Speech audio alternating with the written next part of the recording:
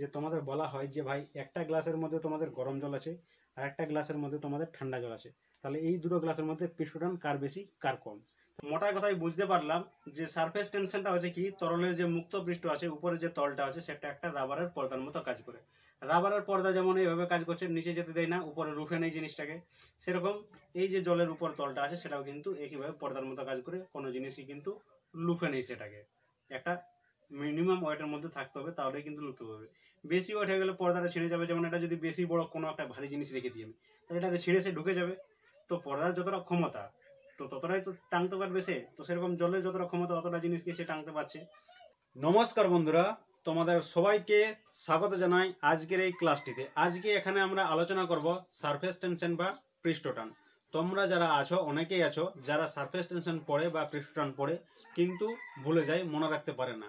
তোমাদেরকে বলছি এই ক্লাসটা শেষ পর্যন্ত করবে, আর তারপর যদি তোমরা বুঝতে না পারো যে সারফেস টেনশনটা কী জিনিস, ফিল করতে হবে, জিনিসটা অনুভব করতে হবে, তাহলে কিন্তু বুঝতে পারবে, তাহলে কিন্তু তোমাদের মনে থাকবে।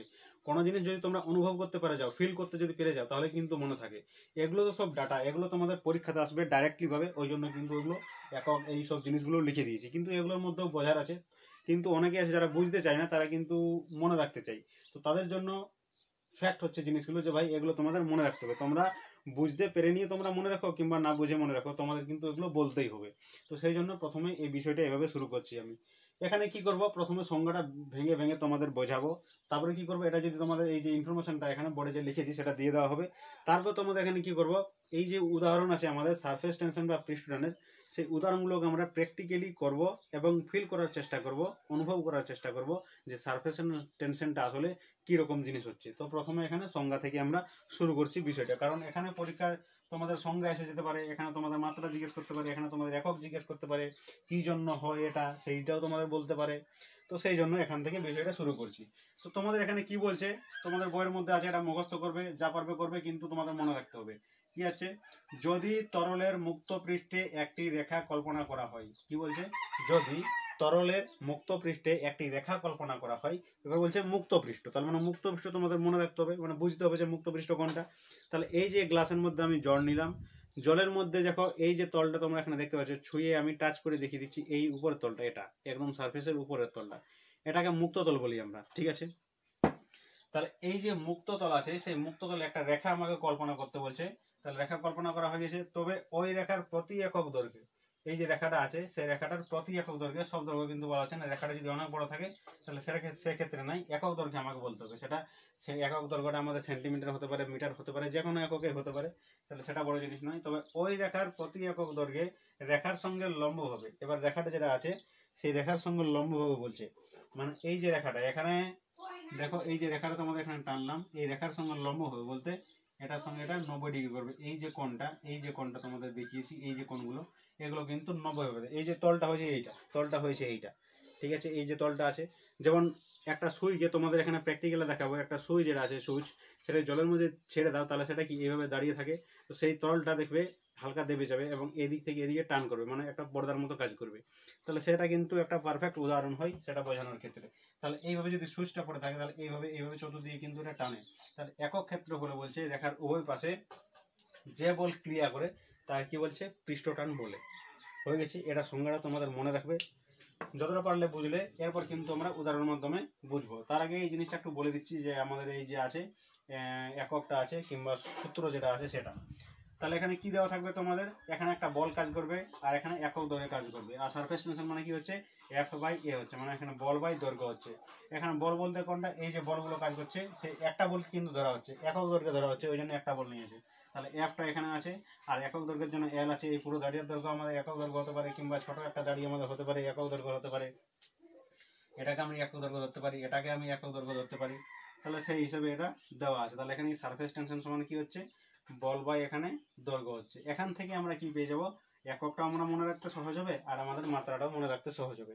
তো প্রথম মাত্রাটা এখানে আসি, মাত্রা এখানে বলের মাত্রা আমাদের কি জানি, বলের মাত্রা আমরা এখান থেকে পেয়ে যাই আমরা কত, mLT T⁻², এটা হচ্ছে বলের মাত্রা। আর দৈর্ঘ্যের মাত্রা কত হচ্ছে, L হচ্ছে। এই L আর L দুটো কেটে যাবে, দিয়ে আমাদের mT⁻², এইটা হবে। এটা ভেঙে নিয়ে কি জন্য দেখালাম, ভেঙে নিয়ে দেখানো দরকার নেই, আমরা ডাইরেক্ট লিখে দেবো ভাই সারফেস টেনশন মাত্রা হচ্ছে এটা, কিন্তু এটা করলে আমাদের মনে থাকে না, অনেক সময় আমরা ভুলে যাই, তখন সেই সূত্রটা আমরা এখানে মনে করি, আচ্ছা একক দৈর্ঘ্যে বলেছে যে বলটা টানটা ক্রিয়া করছে সেটাকে, তাহলে তোমরা বলটা তার বল বাই দৈর্ঘ্য তোমরা করবে, বল বাই দৈর্ঘ্য করলে বলের মাত্রা বা এই দৈর্ঘ্যের মাত্রা, তাহলে এটা বেরিয়ে যাবে তোমাদের যদি ভুলে যাও তাহলে। আর নাহলে তোমরা ডাইরেক্ট এরকম মনে রাখবে, কোনো চিন্তা ভাবনা করার দরকারই নেই।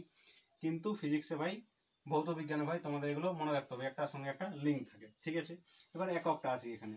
বলের যে একক আছে সেটা তোমরা জানো সিরিয়াস পদ্ধতিতে, সেটা হচ্ছে কি আমাদের ডাইন হচ্ছে, আর এখানে যে দৈর্ঘ্য হচ্ছে সেটা হচ্ছে আমাদের সেন্টিমিটার, তাহলে উপরে ডাইন আর নিচে সেন্টিমিটার, ডাইন পার সেন্টিমিটার হয়ে গেল, এসআই এককে নিউটন পার মিটার একই রকম ভাবে হয়ে গেল। এখানে একটা মনে রাখার কিছুগুলো জিনিস আছে, যেমন এখানে প্রথম নম্বর যে জিনিসটা আছে, পৃষ্ঠটান বা সারফেস টেনশন শুধুমাত্র তরলের ক্ষেত্রে প্রযোজ্য, কঠিন বা গ্যাসের ক্ষেত্রে প্রযোজ্য নয়।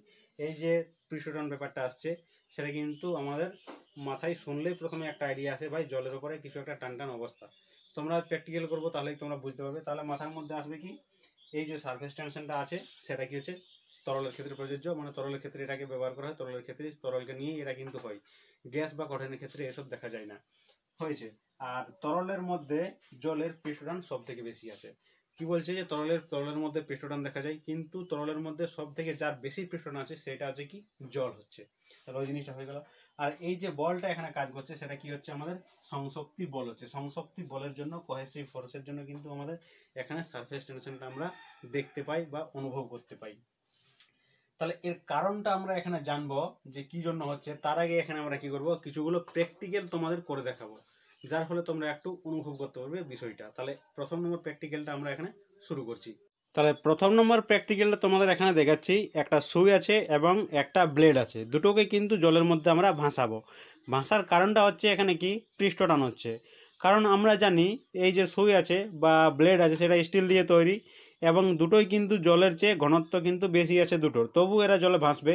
ঘনত্ব বেশি থাকার জন্য এটা ডুবে যাওয়ার কথা, কিন্তু এটা ডুবে যায় না, কারণ পৃষ্ঠটানের জন্য সেটা উপরে ভেসে থাকে বা উপরে ঝুলে থাকে। তো প্রথমে সুইটাকে আমি এখানে ঝোলানোর চেষ্টা করছি, হালকাভাবে এটাকে ছেড়তে হবে, কারণ বেশি ইয়ে করলে সেটা ডুবে যেতে পারে। তাহলে এইভাবে দেখো, যেখানে সুইটা দেবে আছে ওখানে কিন্তু দেখো জলটাকে হালকা নিচের দিকে দাবিয়ে দিয়েছে। পর্দা যেমন কী করতে, রাবারের পর্দা যেমন দাবিয়ে দিই, যেমন এখানে তোমাদের দেখাচ্ছি, এখানে যেমন রাবারের একটা ইয়ে দিয়ে আছে, আমি যখন হাতটা এখানে টিপে দিচ্ছি, যখন পর্দাটা কেমন হাতটাকে কী করছে লুফে নিচ্ছে, আর বেলুনটাকে হালকা দাবিয়ে দিচ্ছে নিচের দিকে, পর্দার মতো কাজ করছে, বেলুনের পর্দার মতো জলটা কিন্তু এখানে কাজ করছে আমাদের, তোমরা এখানে দেখতে পাচ্ছ। একই রকমভাবে এখানে কি করব, এই যে ব্লেড আছে ব্লেডটাকে কিন্তু যদি আমরা হালকাভাবে ছেড়ে দিই, তাহলে এটাও কিন্তু ভাসতে থাকবে, এবং যেখানে ভাসবে সেখানে কিন্তু পর্দার মধ্যে এটা কী করবে, দেখো ব্লেডটাও কিন্তু এখানে ভাসছে। আর যেখানে ভাসছে, যেখানে ব্লেডটা আছে সেখানে কি করছে, জলটাকে হালকা দাবিয়ে দিয়েছে আমাদের, দেখো সুইটা কিন্তু ডুবে গেল, এখানে পর্দাটাকে ভেদ করে ডুবে গেল। অনেক সময় হয়তো পর্দাটা ছিঁড়ে যায় আমাদের, তাহলে এইভাবে কিন্তু এই জিনিসটা হয় আমাদের। তাহলে এখানে আমরা কি বুঝতে পারলাম, তাহলে ভাই বলছিলাম দ্বিতীয় উদাহরণের প্র্যাকটিক্যালে যাওয়ার আগে মোটা কথায় বুঝতে পারলাম যে সারফেস টেনশনটা হচ্ছে কি, তরলের যে মুক্ত পৃষ্ঠ আছে উপরে যে তলটা আছে সেটা একটা রাবারের পর্দার মতো কাজ করে। রাবারের পর্দা যেমন এইভাবে কাজ করছে, নিচে যেতে দেয় না, উপরে রুখে নেই জিনিসটাকে, সেরকম এই যে জলের উপর তলটা আছে সেটাও কিন্তু একইভাবে পর্দার মতো কাজ করে, কোনো জিনিসই কিন্তু লুফে নেই, সেটাকে একটা মিনিমাম ওয়েটের মধ্যে থাকতে হবে, তাহলে কিন্তু লুফতে হবে। বেশি ওয়েট হয়ে গেলে পর্দাটা ছিঁড়ে যাবে, যেমন এটা যদি বেশি বড় কোনো একটা ভারী জিনিস রেখে দিই আমি, তাহলে এটাকে ছিঁড়ে সে ঢুকে যাবে। তো পর্দার যতটা ক্ষমতা তো ততটাই তো টানতে পারবে সে, তো সেরকম জলের যতটা ক্ষমতা অতটা জিনিসকে সে টানতে পারছে, তাহলে এটা হচ্ছে এখানে ব্যাপার। এরপর দ্বিতীয় উদাহরণটা দেখো, সারফেস টেনশন মানে কি টান টান অবস্থা থাকবে তার সারফেসের মধ্যে, তাহলে সেটা কিভাবে দেখবো, 2 নম্বর উদাহরণের মাধ্যমে জিনিসটা ক্লিয়ার হয়ে যাবে। এখানে সাবান জল আছে আমাদের, আর এই যে আছে এইটাতে কিন্তু একটা জিনিস পরীক্ষা করব তোমাদের। কি করতে হবে, এখানে এই যে এখানে আছে একটা পর্দা এখানে বানালাম আমি, এই যে এখানে পর্দা একটা দেখতে পাচ্ছ তোমরা, সাবানের পর্দা এখানে বানালাম। তাহলে পর্দাটা বানিয়ে আমি কি করব, এই যে এখানে এটা আছে একটা, এই যে এখানে একটা দড়ি আছে আমাদের বা সুতো আছে, সেই সুতোটাকে এখানে কিন্তু আমরা ছেড়ে দেবো একটু হালকাভাবে, একটু গোল গোল করে এখানে।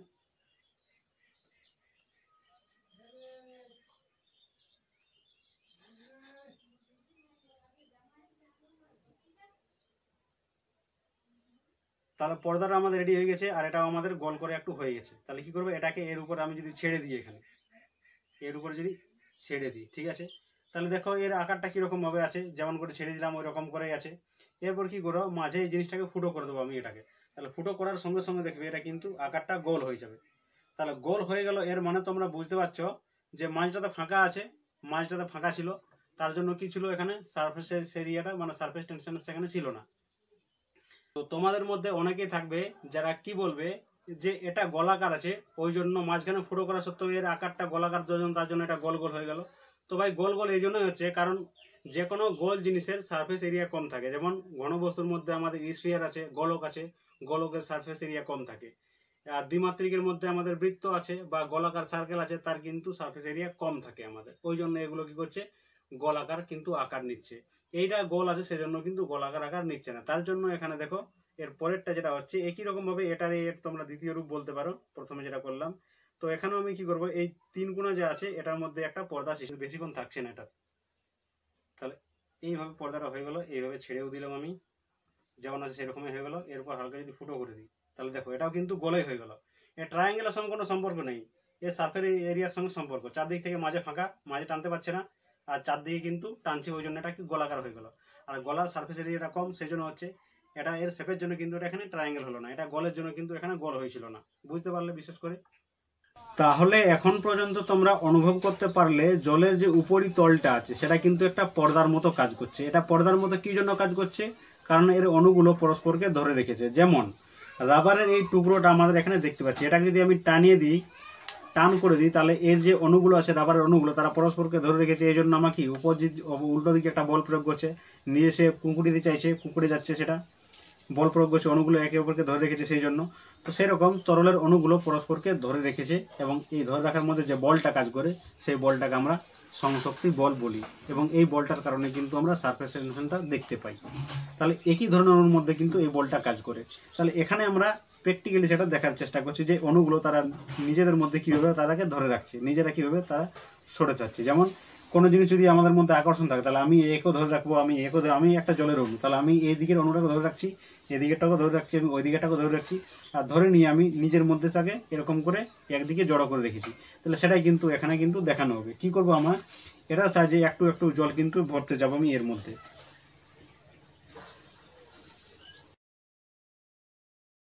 দেখো একটু ডাউন আছে এই দিকটা, তাহলে আমার পুরোটা এখানে ভর্তি হয়ে গেছে, তাও কিন্তু জলটা এখানে নামছে না। আরও এখানে আমি আস্তে আস্তে জল ভরতে যাব, কতটা জল এখানে ধরতে পারছি।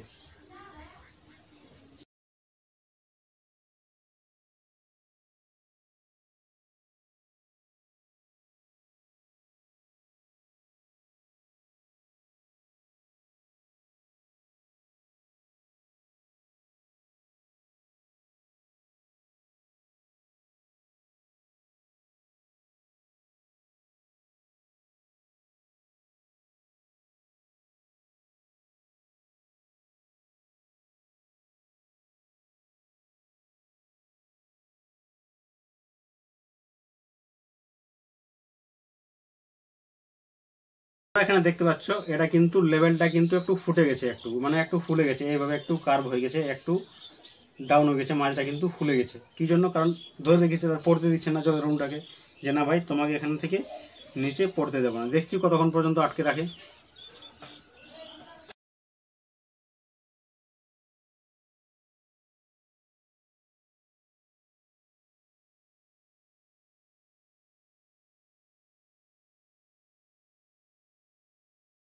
তাহলে দেখো একটু ভালো করে লক্ষ্য করো, মাঝখানটা কিন্তু ফুলে গেছে, এবার জলটা কিন্তু পড়তে শুরু হয়ে গেছে এদিক থেকে। তাহলে এই যে টানটা ধরে রাখছে, সেটা কি জন্য, পৃষ্ঠ টানার জন্য, সংশক্তি বলের জন্য এই জিনিসটা কিন্তু হচ্ছে। পৃষ্ঠ টানার জন্য কিন্তু এই জিনিসটা কিন্তু ফুলে উঠেছে, আশা করি বুঝতে পারলে। তাহলে এরপরে আমরা চলে এসেছি পরের প্র্যাকটিক্যালে, কারণ এখানে গুনতে আমি ভুলে গেছি কত নম্বর চলছে এটা। তাহলে দেখো চালনের মধ্যে ছোট ছোট ছিদ্র আছে, ঠিক আছে, এই ছিদ্রের মধ্যে যদি আমি জল ঢালি, জলটা কিন্তু অটোমেটিক কিন্তু পড়ে যাবে নিচে, নিচে কিন্তু পড়ে যাচ্ছে, সেটা তোমরা সবাই দেখতে পাচ্ছ, ঠিক আছে। চালনটাকে এখানে ভিজিয়ে দিলাম পুরো আমি। ভেজানোর পরে দেখো এই যে ছোট ছোট ফাঁকগুলো আছে, ছোট ছোট, ওখান থেকে ক্যামেরাতে কিন্তু দেখা যাচ্ছে না, এই ছোট ছোট ফাঁকের মধ্যে কিন্তু জলটা একটা লেয়ার সৃষ্টি করে দিয়েছে। যেমন সাবানের ফেনার মধ্যে তোমাদের কেমন দেখালাম, সাবানের ফেনার মধ্যে আবার দেখিয়ে দিচ্ছি। এই দেখো এই সাবানের ফেনার একটা বাবল তৈরি হয়ে গেছে এখানে, এটার মধ্যে দেখা যাচ্ছে না সাদা জিনিস, এই জন্য দেখো আবার দেখিয়ে দিচ্ছি, এখানে একটা লেয়ার তৈরি হয়ে গেছে, লেয়ারটা তৈরি হয়ে গেছে।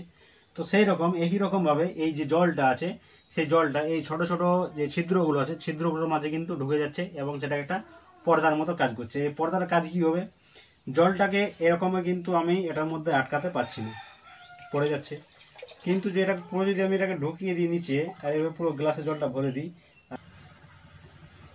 এইভাবে কিন্তু এটাকে হালকা করে উঠাতে হবে এইভাবে। তাহলে দেখতে পাচ্ছ তোমরা জলটা কিন্তু নিচে পড়ছে না। এভাবে সুইটা দেখতে পাচ্ছ, সুইটা কিন্তু নিচের থেকে আমি ঢুকিয়ে দেবো, তা কিন্তু জলটা এখানে পড়ছে না। বুঝতে পারছো, এই সুইটা দেখো ভেতরে ঢুকিয়ে দিয়েছি আমি। কারণ কি জন্য, কারণ সারফেস টেন্সের জন্য একটা পর্দা তৈরি হয়ে গেছে, এই ফাঁকগুলোর মধ্যে জলটা ঢুকে একটা পর্দা তৈরি করে দিয়েছে। আর সেই পর্দার ক্ষমতা এতটা যে জলটা কিন্তু নিচের দিকে আমাদের পড়তে দিচ্ছে না। এটাকে উঠিয়ে দেবো, আস্তে আস্তে কিন্তু পড়ে যাবে। তাও পড়তে দিচ্ছে না, তাও পড়তে দিচ্ছে না, পড়তে দিচ্ছে না, পড়তে দিচ্ছে না, পড়ে গেল নিচের দিকে। তাহলে এতক্ষণ পর্যন্ত তোমরা যা শুনলে এবং যা প্র্যাকটিক্যাল অনুভব করলে তাতে তোমরা বুঝতে পারলে যে সারফেস টেনশনটা আসলে কি জিনিস বা এটা কীরকম করে আমরা দেখতে পাচ্ছি। এরপর আমরা কি করব, এর কারণটাকে জানার চেষ্টা করব, যেটা সারফেসের যে মুক্ততল আছে, যে পৃষ্ঠতলটা আছে, সেটা এরকম টান টান কী জন্য হচ্ছে, সেটা একটা পর্দার মতো কী জন্য কাজ করছে। তো তার জন্য এখানে গ্লাসের একটা ছবি বানিয়েছি এবং এর মুক্ত পৃষ্ঠটাকে তোমাদের দেখিয়েছি। তো এখানে তোমাদের মুক্ত পৃষ্ঠটা দেখতে এরকম কেন, কারণটা যদি সামনের থেকে যদি গ্লাসের মধ্যে জলটাকে আমি দেখাই তাহলে দেখতে একটা দাড়ির মতোই তোমাদের লাগবে, ঠিক আছে। সেটা ছবিটা হচ্ছে এটা। তোমরা যদি এটা বিষয়টাকে এইটাকে যদি এরকম করে দেখো তাহলে সেই জলের তলটা তোমরা এরকম গোল দেখতে হবে, যেটা তোমাদের এখানে দেখিয়ে দিয়েছি। তাহলে দুটো ছবির মধ্যে ধারণা ক্লিয়ার হয়ে গেছে।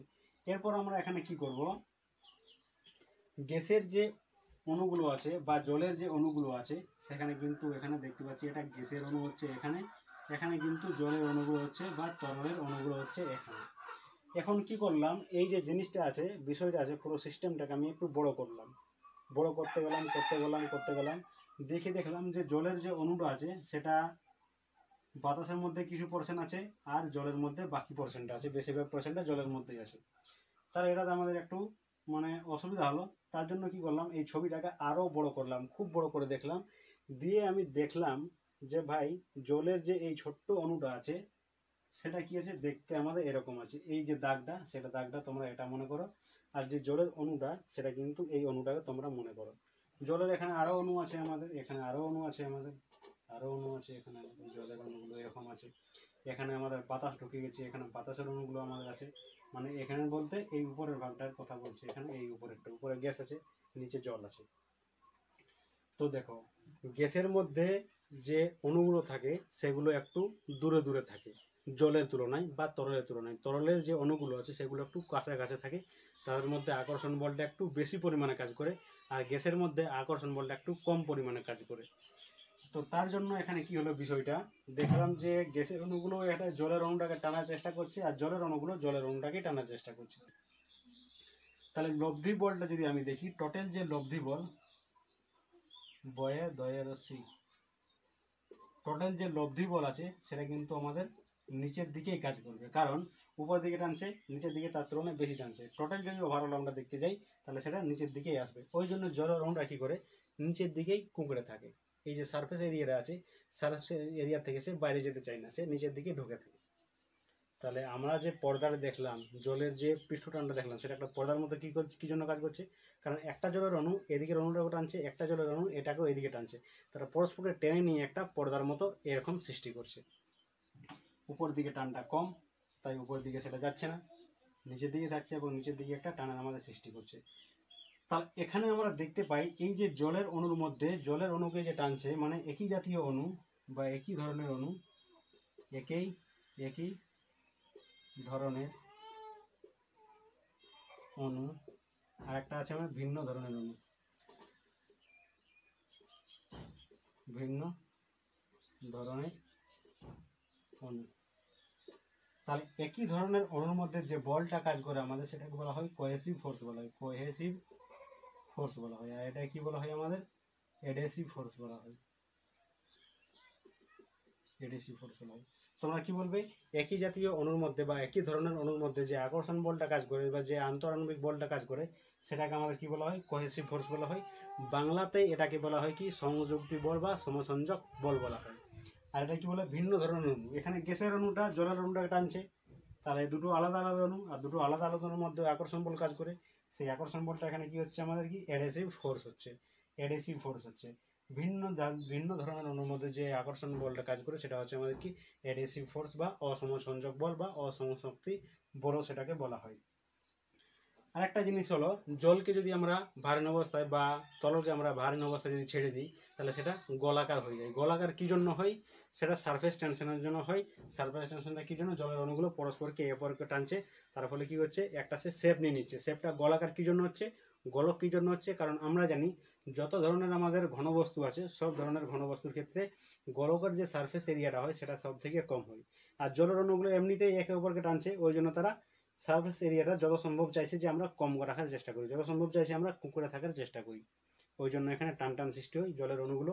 এখানে দেখিয়ে দিচ্ছি তোমাদের, এই যে জলের অণুগুলো আছে, জলটা আছে, এটাকে উপর দিকে আমি উড়িয়ে তোমাদের দেখিয়ে দিচ্ছি এবং এটাকে তোমাদের স্লো মোশনও দেখিয়ে দেবো যে অণুগুলো কিন্তু গোলাকার হয়। বা তোমরা পুকুরে যখন সাঁতার কাটো তখনও তোমরা উপর দিকে জল এরকম করে ছুড়ে দেখাও, জলটাকে যে অণুগুলো সেগুলো কিন্তু কি হয়, গোল গোল হয়, আমাদের গোল গোল গোল গোল হয়।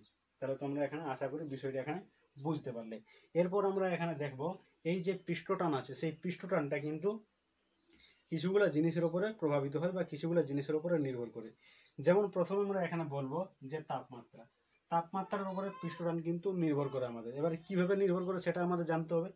তো এখানে দেখো, তাপমাত্রা যদি আমরা বাড়াই এখানে, তাহলে আমাদের পৃষ্ঠটান কিন্তু কমে যায়। কারণ দেখো, জল আছে, জলের মধ্যে অণুগুলো একে অপরকে ধরে রেখে যদি তাপ দিই আমি, তাহলে কি হয়, একটু দূরে দূরে তারা সরে যায়, আকর্ষণ বলটা তাদের মধ্যে কমে যায়।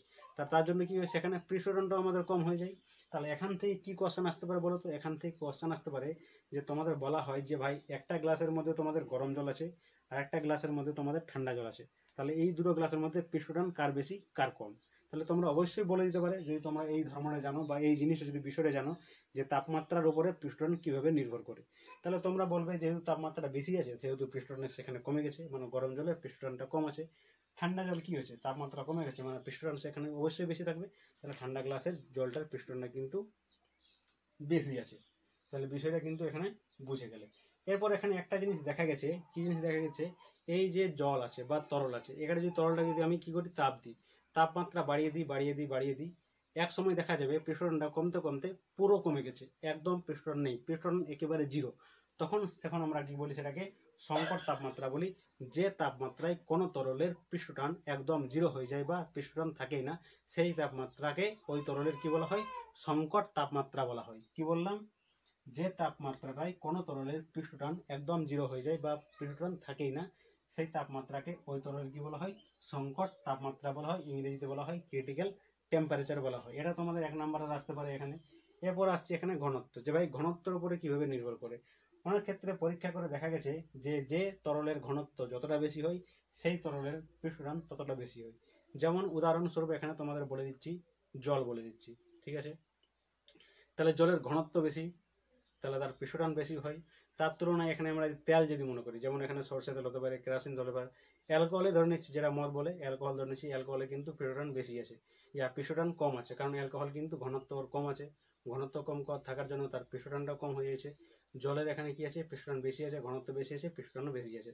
তাহলে এখানে কি বললাম, কি বুঝতে পারলাম, যে ঘনত্ব বেশি থাকলে পৃষ্ঠটানও বেশি হয়, ঘনত্ব কম হলে পৃষ্ঠটানও কিন্তু কমে যায়। এরপর আমরা চলে আসছি এখানে দ্রবীভূত বস্তুর উপস্থিতি।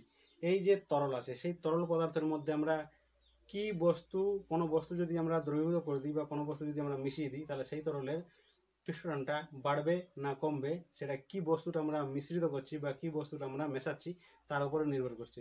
যদি আমরা অজৈব বস্তু যদি মিশ্রিত করে দিই বা মিশিয়ে দিই, দ্রবীভূত করে দিই মানে মিশিয়ে দিই, জলের ওপরে যদি, যেমন ধরে নিচ্ছি অজৈব বলতে এখানে লবণ, সাধারণ লবণ জল যদি মিশিয়ে দিই, লবণগুলো জল যদি মিশিয়ে দিই, তাহলে সেখানে কি হয়, আমাদের পৃষ্ঠটানটা বেড়ে যায়।